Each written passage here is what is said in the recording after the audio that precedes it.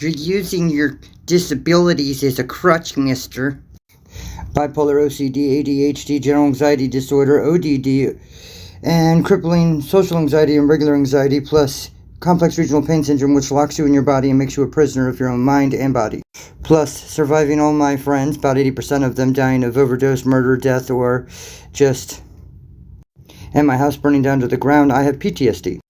Then I have seizure plus stroke symptoms that are kind of mixed together that look like God only knows what. That caused me to lose 2 teeth right after they got fixed at the dentist. 80 pounds of muscle and weight, body weight. 40% of my bone density and 4 inches of height. And in order to be treated for my mental health, I have been subjugated to the last 6 years, every other month, taking a drug test, as well as in the beginning of CRPS treatment, even though they won't diagnose me of that, because it'll just be an excuse for me to use drugs that I've already fucking said no to, because I don't want to do any drugs that'll impair my judgment or ability to be a parent to my two kids as a single father. The stigma of sick people being also drug addicts at the same time, that one I have to deal with. Thank you, cop, who signed me a $500 misdemeanor for having medication in my fucking car that was prescribed to me. But doing all that while launching my own company, which is now 25 years old this year, freelancing, doing Fiverr, and fucking a podcast and social media marketing still to this day in order to make ends meet.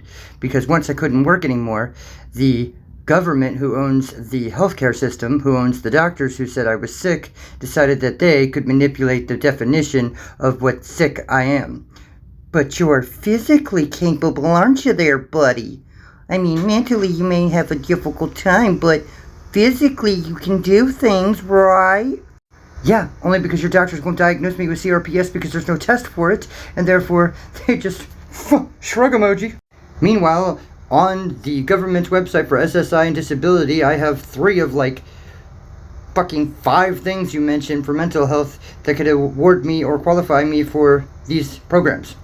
However, I rarely ever share any of this information because I do it so silently, and I do all this work while busting my ass and doing what little I can while being disabled just to make ends meet and put food on my kids' plates.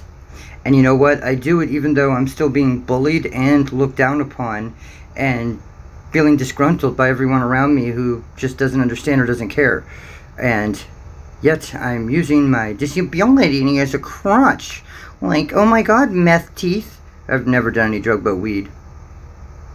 But you can't kick me down. I keep getting back up, so fuck that. Mental health awareness, rise up. Ain't giving up today, ain't giving up tomorrow. Peace!